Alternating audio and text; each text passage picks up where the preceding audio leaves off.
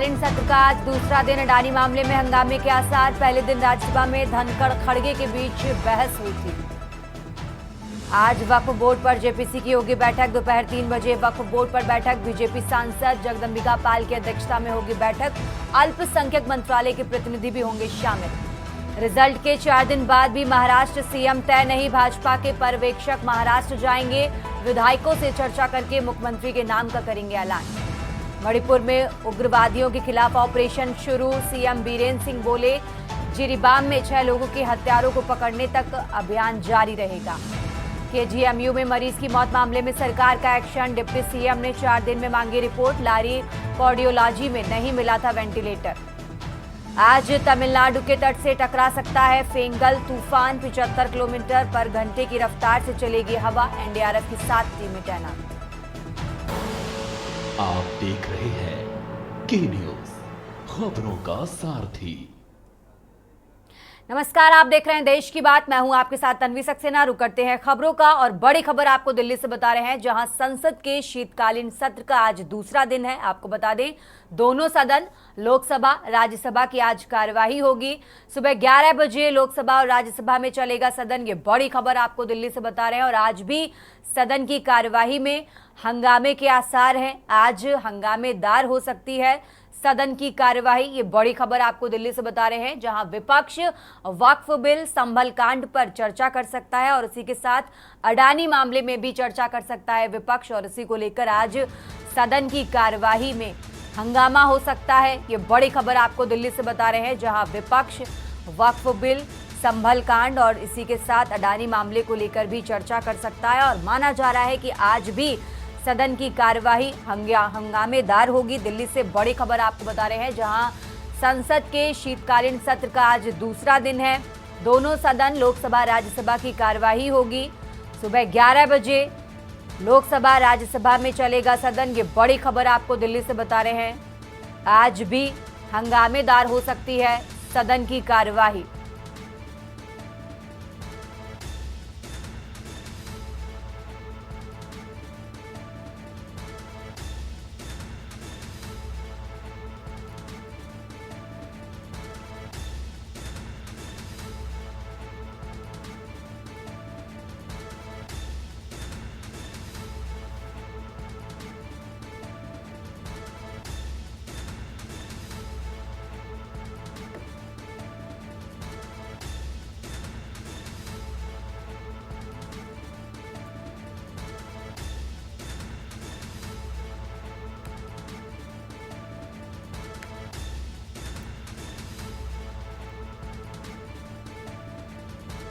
और इसी खबर पर ज्यादा जानकारी के लिए हमारे साथ विशेष संवाददाता अखिलेश जी जुड़े हुए हैं। अखिलेश जी, जिस तरीके से सदन की कार्यवाही 25 तारीख को शुरू हुई शीतकालीन सत्र और उसके बाद हंगामेदार होने की वजह से सदन स्थगित किया गया, आज दूसरा दिन है, लग रहा है आज भी हंगामेदार हो सकता है।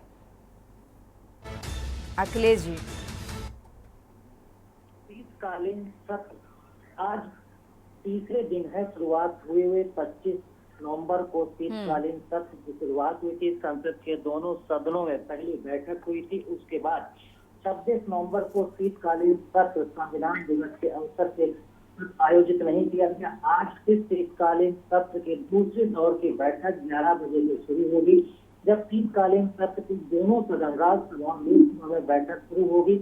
विपक्ष ने जिस तरह से 2 दिनों से माहौल और उनकी प्रतिक्रियाएं आई हैं, तो विपक्षी माहौल प्रतिक्रियाओं को बयानबाजी के मद्देनजर देखा जाए तो आज शीतकालीन सत्र के दोनों सदनों में संभल का मुद्दा छाए रहने वाला है। अडानी के मुद्दे पर भी विपक्ष जोरदार हंगामा कर सकता है। इसके साथ ही साथ जो सबसे बड़ा मुद्दा आज बना हुआ है, जिसको लेकर वक्फ बिल संशोधन, इसको लेकर विपक्ष लगातार कह रहा है कि उसके एजेंडे में जो फेरबदल होना है, उसका जो प्रेजेंटेशन है वो सही नहीं दिखाया जा रहा है। तो इन चीजों को लेकर आज विपक्ष संसद के दोनों सदनों में हंगामा कर सकता है। सदन हंगामेदार रह सकता है। हालांकि प्रधानमंत्री की तरफ से जो बयान दिया गया था और कहा गया था कि मुट्ठी भर लोग सदन की कार्रवाई को बाधित करते हैं, सदन के दोनों सदनों को चलने नहीं देते हैं, तो इस तरह से अगर देखा जाए तो विपक्ष आज उस पर भी बड़े गर्म ड्यूटी के साथ संसद में जब प्रवेश करेगा तो मुझे लगता सकता है, इस विपक्ष हंगामेदार नारेबाजी कर सकता है और सत्ता पक्ष और विपक्ष दोनों के बीच नोक झोंक भी देखने को मिल सकती है। हो सकता है कि तक नौबत आए कि विपक्ष वॉकआउट भी कर सकता है, वो सदन के बाहर जा सकता है और गांधी प्रतिमा के पास समूचे विपक्ष के सांसद इकट्ठा होकर सरकार के खिलाफ अपना एक मुहिम तेज कर सकते हैं। तो ये देखना होगा कि जब 11 बजे संसद के शीतकालीन सत्र के दोनों सदनों की कार्रवाई शुरू होगी तो विपक्ष की आसार बने हुए हैं कि हंगामा कर सकता है। बिल्कुल अखिलेश जी, आप हमारे साथ बने रहिए, हम आगे भी आपसे जानकारी लेते रहेंगे। और ये बड़ी खबर आपको दिल्ली से बता रहे हैं, जहां आज एक बार फिर से हंगामेदार हो सकती है सदन की कार्यवाही। आपको बता दें, सुबह 11 बजे लोकसभा और राज्यसभा में सदन चलेगा और माना जा रहा है कि एक बार फिर से विपक्ष लगातार सरकार पर हंगामा करता नजर आएगा। खबरों में आगे बढ़ते दिल्ली से एक और बड़ी खबर आपको बता रहे हैं, जहां आज होगी वक्फ बोर्ड पर बनी जेपीसी की बैठक। आपको बता दें, दोपहर 3 बजे वक्फ बोर्ड पर बनी जेपीसी की बैठक होगी और इस बैठक की अध्यक्षता बीजेपी सांसद जगदंबिका पाल करेंगे। ये बड़ी खबर आपको बता रहे हैं। बैठक में अल्पसंख्यक मंत्रालय के प्रतिनिधि भी शामिल होंगे। समिति के सदस्य बिल पर संशोधन की मांग कर सकते हैं। ये बड़ी खबर आपको बता रहे हैं, जहां दोपहर 3 बजे जेपीसी की बैठक होगी और माना जा रहा है कि समिति के सदस्य बिल पर संशोधन की मांग कर सकते हैं। ये बड़ी खबर आपको दिल्ली से बता रहे हैं।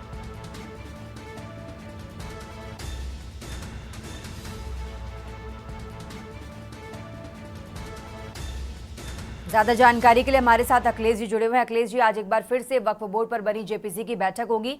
इस बैठक से जुड़ी क्या जानकारी है आपके पास अखिलेश जी? कालीन सत्र के बीच आज फिर जेपीसी की बैठक 3 बजे आयोजित होगी। 3 बजे होने वाले जेपीसी की बैठक जेपीसी के चेयरमैन जगदंबिका पाल और बीजेपी सांसद की अध्यक्षता में होगी। बीजेपी सांसद की अध्यक्षता में होने वाली जेपीसी की बैठक में सभी समिति के सदस्य शामिल होंगे। इसमें समिति के तरफ के साथ अल्पसंख्यक अधिकारियों को भी आज बुलाया गया है। समिति की बैठक जेपीसी में अल्पसंख्यक अधिकारी भी बैठेंगे। प्रेजेंटेशन पर बात होगी, जेपीसी बिल के संशोधन के मुद्दों पर बात होगी।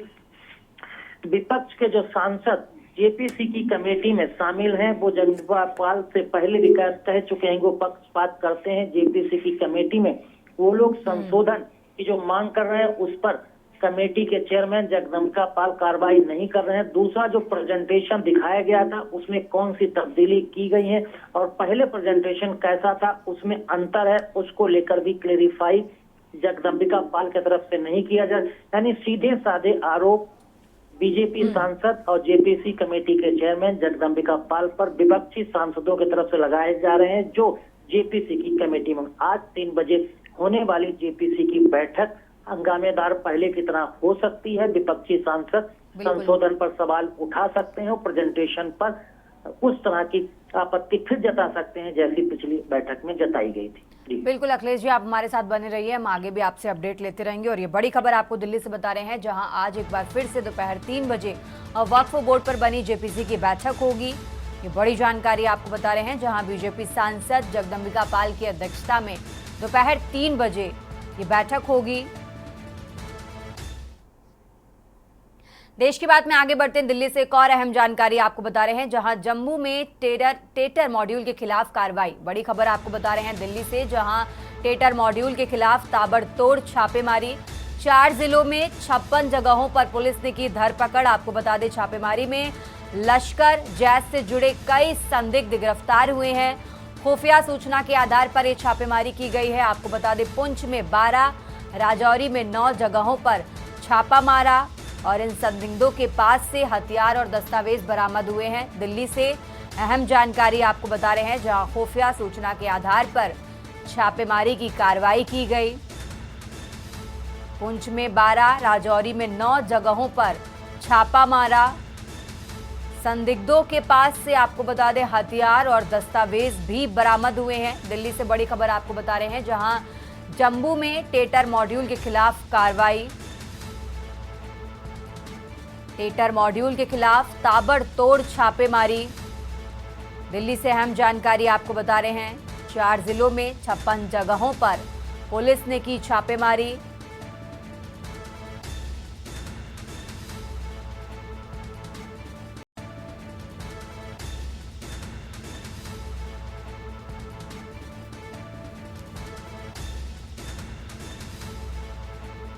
दिल्ली से अहम जानकारी आपको बता रहे हैं।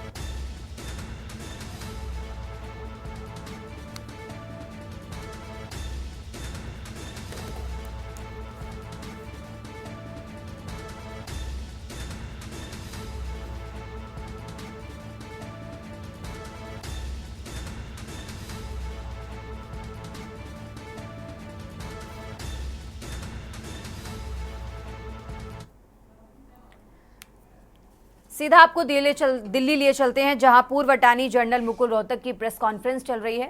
सुनिए।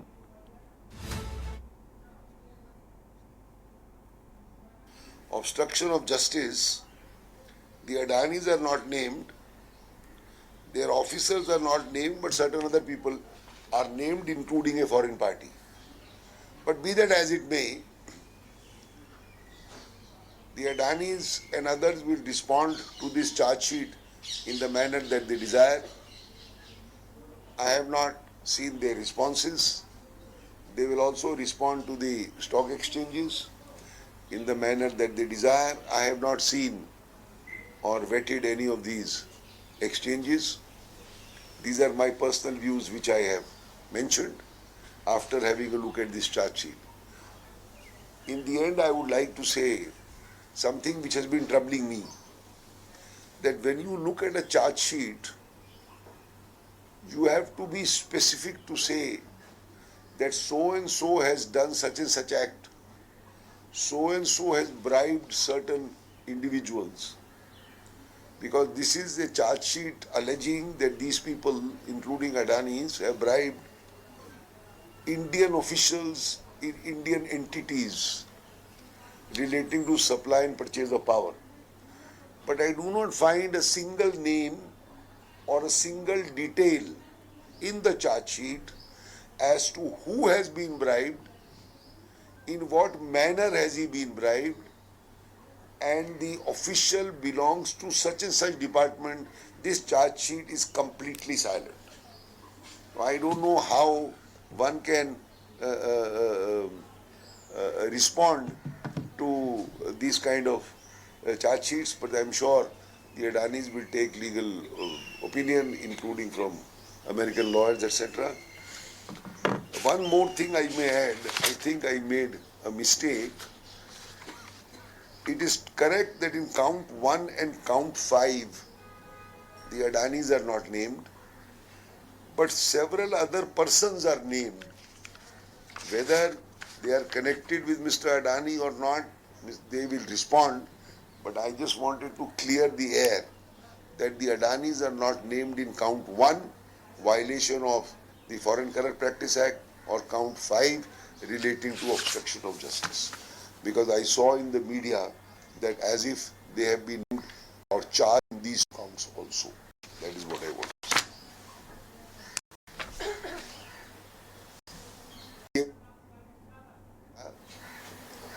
ये चार्जशीट की तौर से है, इसमें 5 चार्जेस हैं। पहला चार्ज और 5वां चार्ज इंपॉर्टेंट है। पहला चार्ज है कि अमेरिका का कानून, जो करप्शन का कानून है, करप्शन विदेश का कानून, अमेरिका में नहीं बाहर, उस चार्ज में कई लोगों का नाम है, लेकिन ना अडानी का नाम है ना उनके नेफ्यू का नाम है।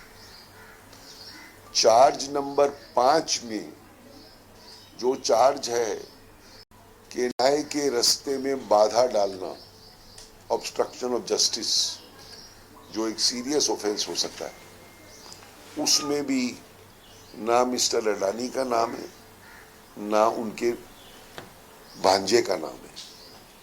ये मैं इसलिए बोल रहा हूं कि मेरी अपनी राय ये है, ये पढ़ने के बाद, और ये क्लियर करने के लिए, क्योंकि मीडिया में मैंने देखा कि ये छप रहा है कि अडानीज के खिलाफ दोनों चार्ज हैं, न्याय के रास्ते में बाधा डालना और करप्शन का चार्ज पहला काउंट है, वो नहीं है। ये मेरी पर्सनल राय है। अडानी ग्रुप क्या इसका जवाब देगा वो अपने लीगल सलाहकारों से करेगा जो अमेरिका में होंगे। या क्या टिप्पणी अडानी ग्रुप करेगा वो उसकी मर्जी है। ये मेरी पर्सनल राय है और ना इसमें अडानी का कुछ कंट्रीब्यूशन है, ना उनकी कोई ये राय है। Thank you. खबरों में आगे बढ़ते हैं और अब बात कर रहे हैं लखनऊ की, जहां लखनऊ कन्नौज में हुआ बड़ा सड़क हादसा। आपको बता दें सैफई मेडिकल कॉलेज के 5 डॉक्टरों की मौत हुई है। पीजी के छात्र रहे सभी मृतक चिकित्सक। तड़के करीब 3 बजे ये हादसा हुआ। डिवाइडर तोड़ते हुए पलटी स्कॉर्पियो। आपको बता दें आगरा लेन पर आ रहे ट्रक से टकराई।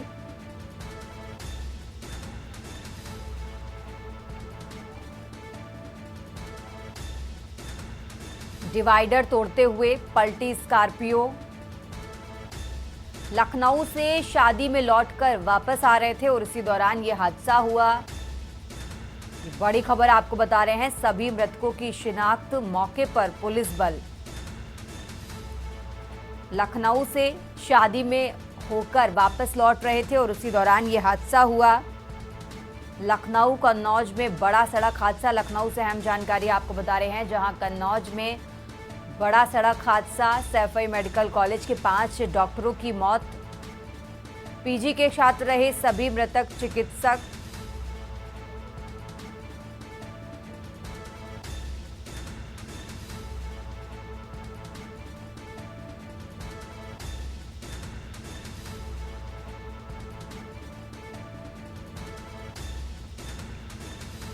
ये बड़ी खबर आपको बता रहे हैं।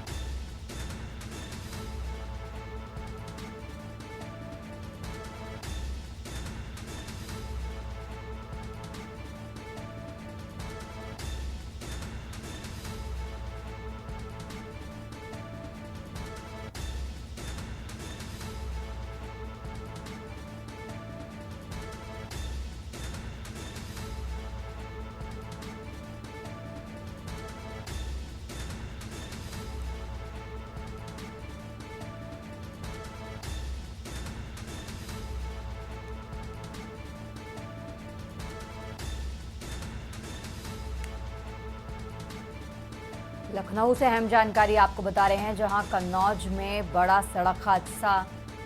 सैफई मेडिकल कॉलेज के 5 डॉक्टरों की मौत। पीजी के छात्र रहे सभी मृतक चिकित्सक। ये बड़ी खबर आपको बता रहे हैं। करीब 3 बजे ये हादसा हुआ। डिवाइडर तोड़ते हुए पलटी स्कॉर्पियो। ये बड़ी खबर आपको बता रहे हैं। आगरा लेन पर आ रहे ट्रक से टकराई। सभी मृतकों की शिनाख्त हुई और मौके पर पुलिस बल पहुंचा। ये बड़ी खबर आपको बता रहे हैं। लखनऊ से शादी में होकर लौट रहे थे और उसी दौरान ये हादसा हुआ। कन्नौज में बड़ा सड़क हादसा। सैफई मेडिकल कॉलेज के 5 डॉक्टरों की इस हादसे में मौत हो गई है।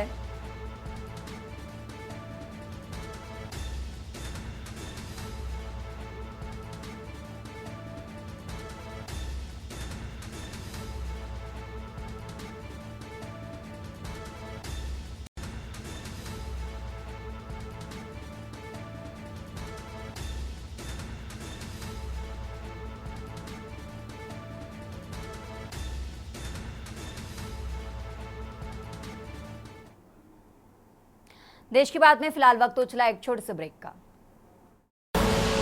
आप देख रहे हैं के न्यूज, खबरों का सारथी। ब्रेक से वापस आ चुके हैं, रुक करते हैं खबरों का। और खबर आपको राजधानी लखनऊ से बता रहे हैं, जहां आउटसोर्स सफाई कर्मियों का मानदेय तय। आपको बता दें, सफाई कर्मियों को मानदेय करीब रुपए तय किया गया है। 10,701 रुपए तय किया गया है। राज्य सरकार ने तय कर दिया है ये मानदेय और प्रतिदिन 412, माह में 10,701 रुपए दिए जाएंगे। ये मानदेय तय किया गया है सफाई कर्मचारियों का।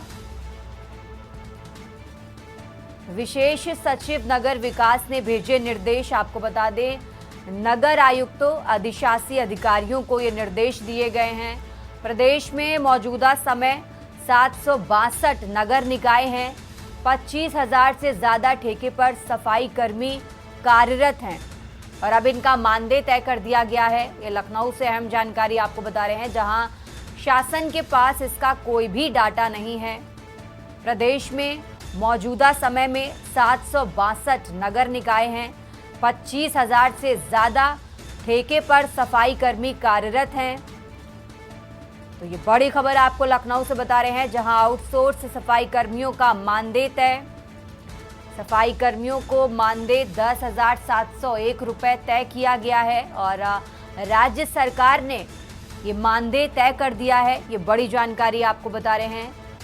और हर दिन 412 और इसी तरीके महीने के 10,701 रुपए मानदेय तय किया गया है। ये बड़ी खबर आपको बता रहे हैं। नगर आयुक्तों, अधिशासी अधिकारियों को निर्देश भेजे गए हैं। आपको बता दें, प्रदेश में मौजूदा समय में 762 नगर निकाय हैं। 25,000 से ज्यादा ठेके पर सफाई कर्मी कार्यरत हैं और शासन के पास इसका कोई भी डेटा नहीं है। और फिलहाल ये लखनऊ से बड़ी खबर आपको बता रहे हैं, जहां आउटसोर्स सफाई कर्मियों का मानदेय तय किया गया। सफाई कर्मियों को 10,701 रुपए मानदेय तय किया गया है। राज्य सरकार ने मानदेय तय किया। ये बड़ी खबर आपको लखनऊ से बता रहे हैं, जहां प्रतिदिन 412 और महीने के 10,701 रुपए मानदेय तय किया गया है। लखनऊ से अहम जानकारी आपको बता रहे हैं।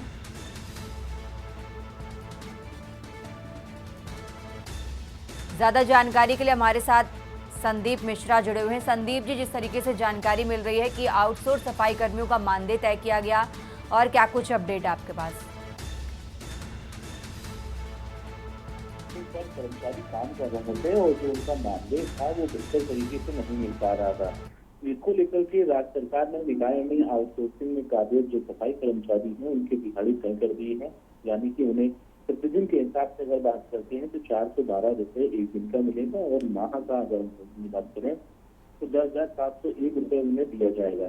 इसको लेकर के विशेष सचिव नगर विकास अमित कुमार ने इस संबंध में नगर आयुक्त को आदेश जारी किया है और नगर आयुक्त सारे जो अधिशासी अभियंता हैं उनको भी ये आदेश जो है भेजा गया है कि जिससे कि इनको बेहतर तरीके से समय पर मानदेय मिलता रहे। यानी कि कहीं न कहीं उत्तर प्रदेश में अब तक अगर बात करें तो लगभग 762 नगर निकाय हैं और नगर निकायों में आउटसोर्सिंग कर्मचारी लगातार काम कर रहे हैं। तकरीबन इनकी संख्या 25,000 से अधिक है, किसी ठेकेदारों पर इनसे काम करते हुए हैं। तो ऐसे में शासन के स्तर पर अगर बात करते हैं तो उनके पास अभी पूरा डाटा नहीं मौजूद है शासन स्तर पर, लेकिन साफ है कि उनका मानदेय जो है वो तय हो गया है। यानी कि 10,701 रुपए उन्हें जो है माह मिलेगा। इसके साथ 412 रुपए जो एक दिन की दिहाड़ी करेंगे उनको इस तरीके से देने की बात जो है सरकार ने की है। बिल्कुल, राज्य सरकार ने आउटसोर्स सफाई कर्मियों का मानदेय तय कर दिया गया है। संदीप जी, बहुत बहुत शुक्रिया आपका तमाम जानकारी हमारे दर्शकों तक पहुंचाने के लिए। और लखनऊ से बड़ी खबर आपको बता रहे हैं, जहां राज्य सरकार ने आउटसोर्स सफाई कर्मियों का मानदेय तय किया है। राजधानी लखनऊ से अहम जानकारी, आउटसोर्स सफाई कर्मियों का मानदेय तय।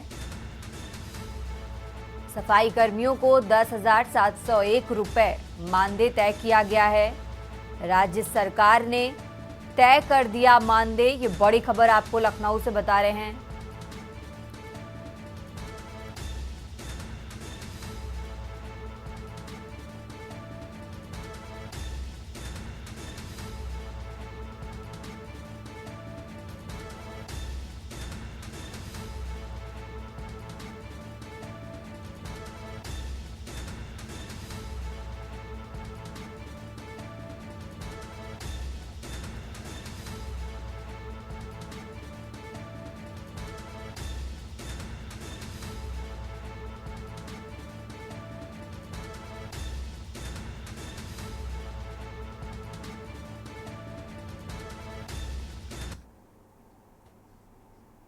खबरों का सिलसिला लगातार जारी है। फिलहाल यहाँ रुकते हैं एक छोटे से ब्रेक के लिए।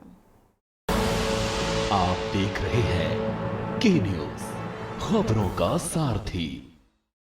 ब्रेक से वापस आ चुके हैं, रुक करते हैं खबरों का। और खबर आपको सहारनपुर से बता रहे हैं, जहां आतिशबाजी के दौरान कार में लगी आग। आपको बता दें, शादी में आतिशबाजी के दौरान कार में लगी आग।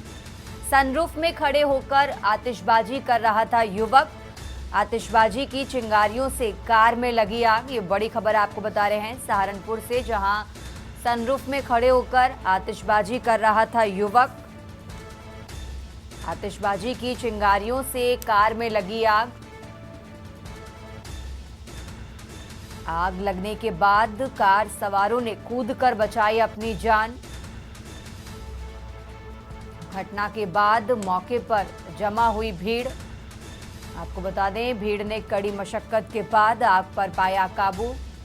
थाना फतेहपुर इलाके के गंदेवड़ा गांव की ये घटना आपको बता रहे हैं सहारनपुर से अहम जानकारी, जहां आतिशबाजी के दौरान कार में लगी आग। शादी में आतिशबाजी के दौरान कार में लगी आग। आपको बता दें, सनरूफ में खड़े होकर आतिशबाजी कर रहा था युवक और उसी दौरान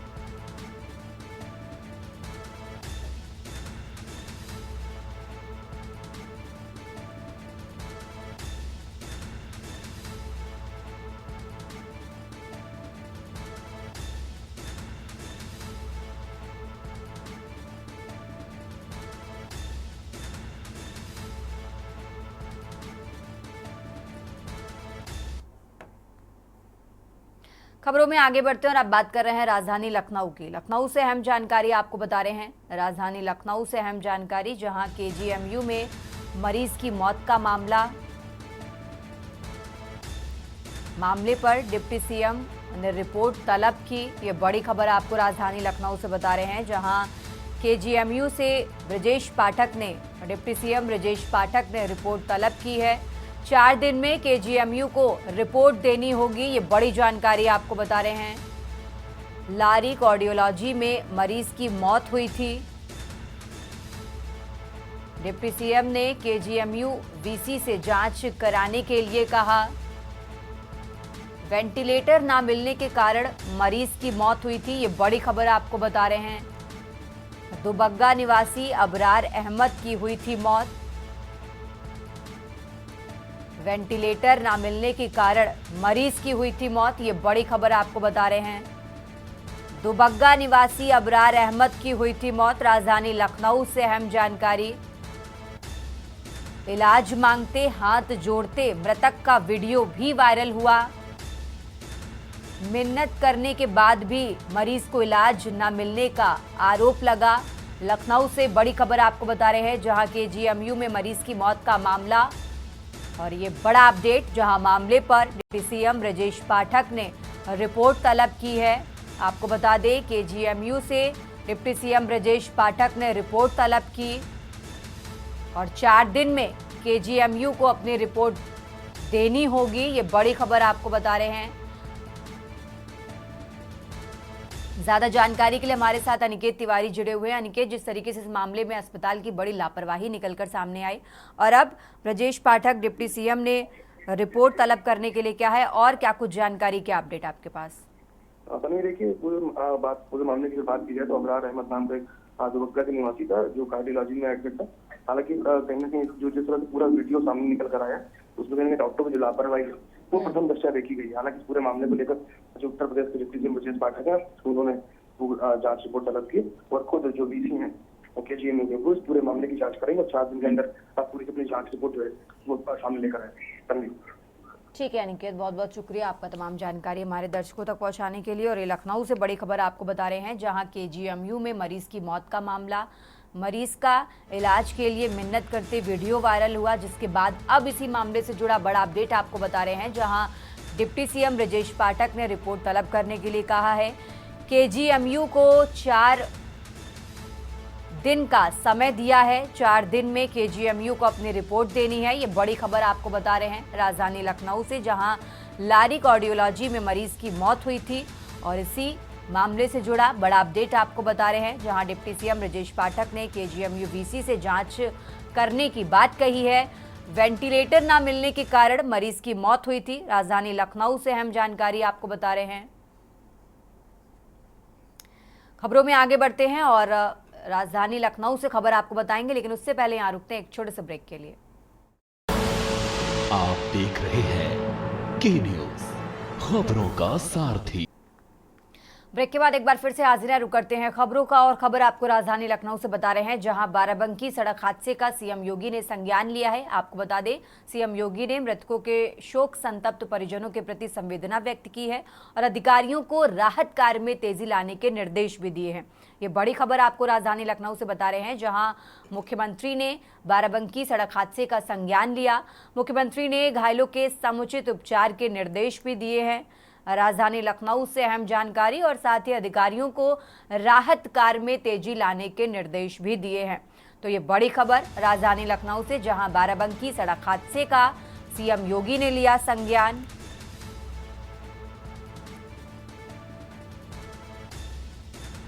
अधिकारियों को राहत कार्य में तेजी लाने के निर्देश दिए।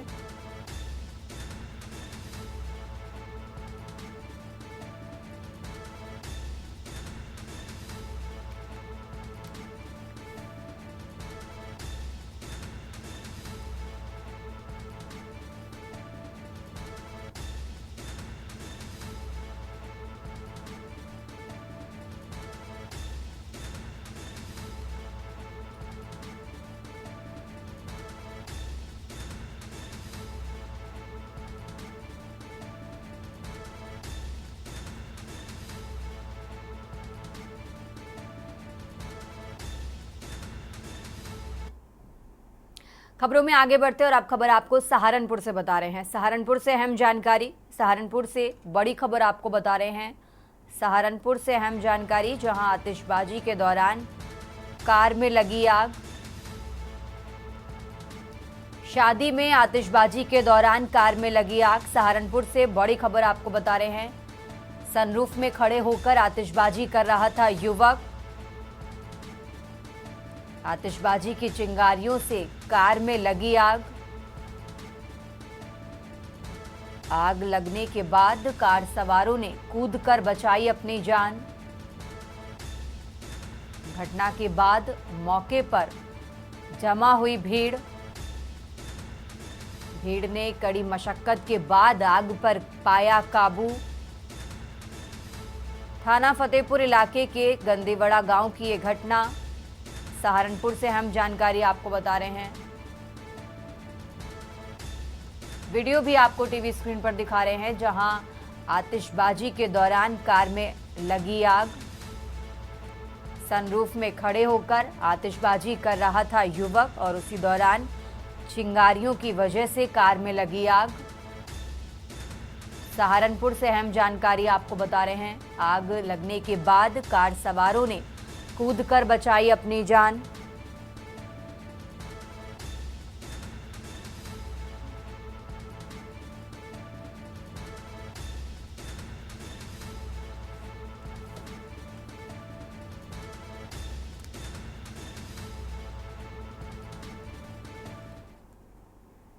खबरों का सिलसिला लगातार जारी है। फिलहाल यहां रुकते हैं एक छोटे से ब्रेक के लिए।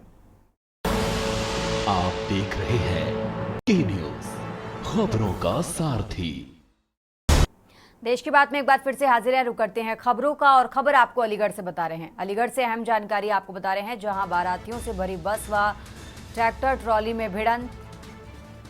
बस ट्रैक्टर ट्रॉली में भिड़ंत, 1 दर्जन से ज्यादा लोग घायल हुए हैं। ये बड़ी खबर आपको अलीगढ़ से बता रहे हैं, जहां बस चालक सहित 4 लोगों की हालत गंभीर। बारातियों ने चालक पर शराब पीकर बस चलाने का आरोप लगाया है। बारातियों ने चालक पर शराब पीकर बस चलाने का लगाया आरोप। पुलिस घटना को लेकर जांच में जुटी है। अलीगढ़ से अहम जानकारी आपको बता रहे हैं।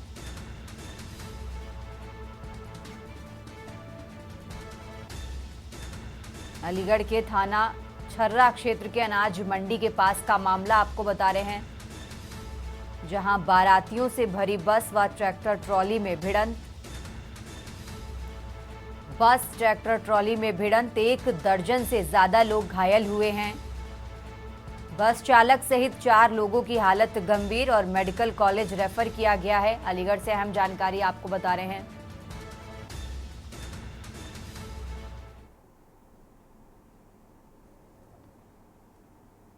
112 सूचना मिली कि एक जो बस है और एक ट्रैक्टर के आपस में भिड़ंत हुई है। तो मौके पर जो थाना अध्यक्ष छर्रा हैं उनकी टीम और मैं भी पहुंचा, तो ये बताया गया कि एक जो बस है जो बारात की बस थी जहांगीराबाद से बमनोई जो अकराबाद इसमें अलीगढ़ में पड़ता था वहाँ पे जा रही थी, और दूसरा जो ट्रैक्टर था जो अनाज से भरा हुआ था आपस में टकराए, जिसमें काफ़ी लोग घायल हुए, जिसमें एक सत्यदेव ड्राइवर है और ललित है, प्रदीप है, जय सिंह, सोहन लाल, चरण सिंह, अर्जुन, ये सभी जो धामनी गांव पड़ता है थाना जहांगीराबाद में वहाँ के बताए जा रहे हैं। और इनमें से फिर उसके बाद घायलों को उचित उपचार हेतु जो CSC छर्रा है वहाँ पे लाया गया, जिनमें से 4 लोग हैं जो सत्यदेव हैं ड्राइवर हैं, और ललित, प्रदीप और चरण सिंह, इनको JNMC अलीगढ़ को रेफर कर दिया गया। और इसी बीच दिल्ली से बड़ी खबर आपको बता रहे हैं। दिल्ली से अहम जानकारी आपको बता रहे हैं, जहां कांग्रेस सांसद ने अडानी मामले में लिखा पत्र।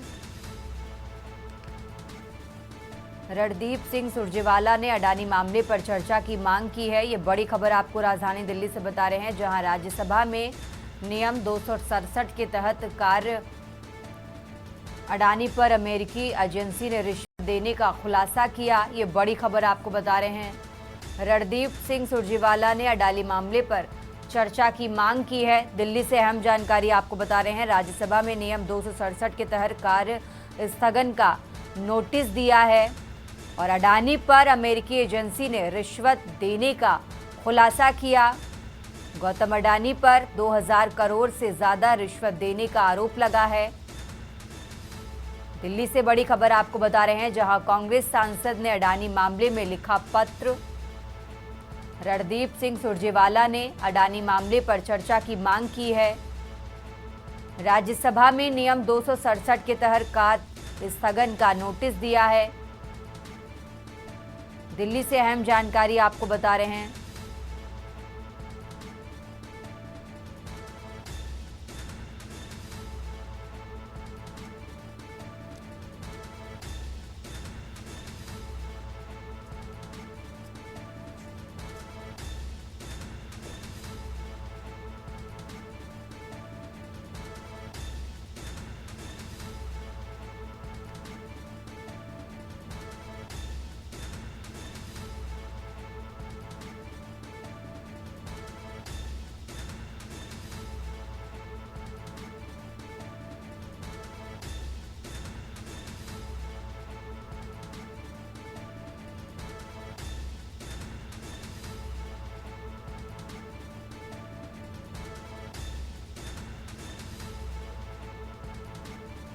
ज्यादा जानकारी के लिए हमारे साथ विशेष संवाददाता अखिलेश जी जुड़े हुए। अखिलेश जी, जिस तरीके से अब कांग्रेस पार्टी की तरफ से ये पत्र लिखकर चर्चा की मांग की है और पूरी उम्मीद यही लगाई जा रही है कि सदन एक बार फिर से हंगामेदार होगा। अखिलेश जी,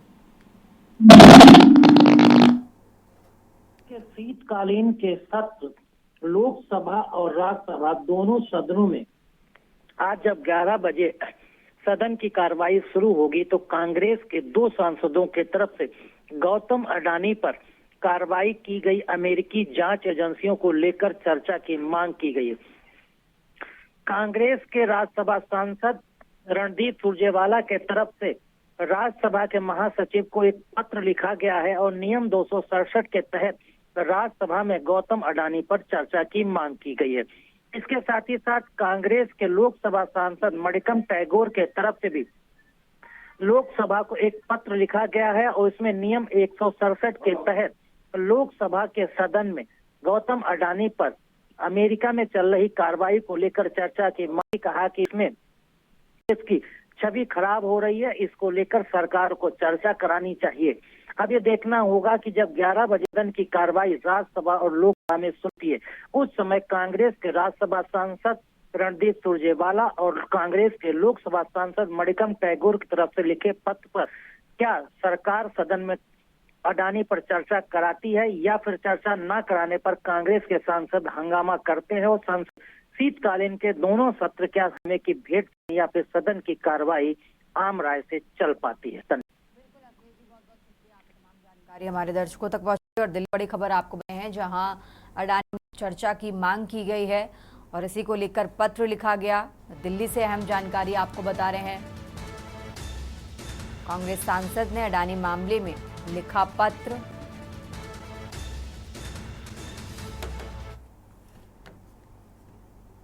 खबरों में आगे बढ़ते हैं। लखनऊ से खबर बता रहे हैं आपको, जहां यूपी में पिछले साल टूटा रिकॉर्ड। आपको बता दें 7.28 लाख मीट्रिक टन से ज्यादा धान खरीद हुई।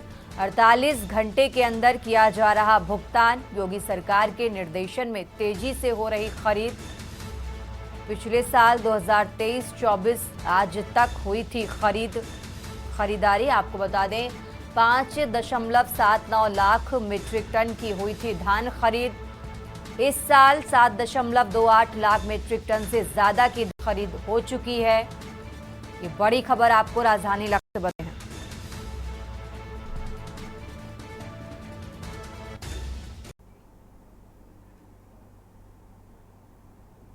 खबरों में आगे बढ़ते हैं। राजधानी लखनऊ से आपको बता रहे हैं, जहां विधानसभा चुनाव में नई रणनीति बनाएगी कांग्रेस। सीटों को 3 हिस्से में बांटकर सियासी तैयारी शुरू हो गई है।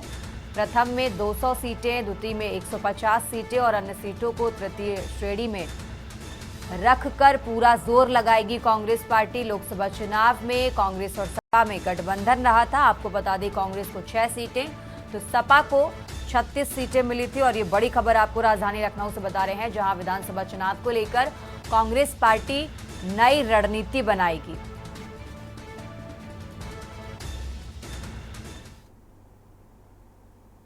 देश की बात में फिलहाल इतना ही। आप देखते रहिए के न्यूज इंडिया। आप देख रहे हैं के न्यूज, खबरों का सारथी।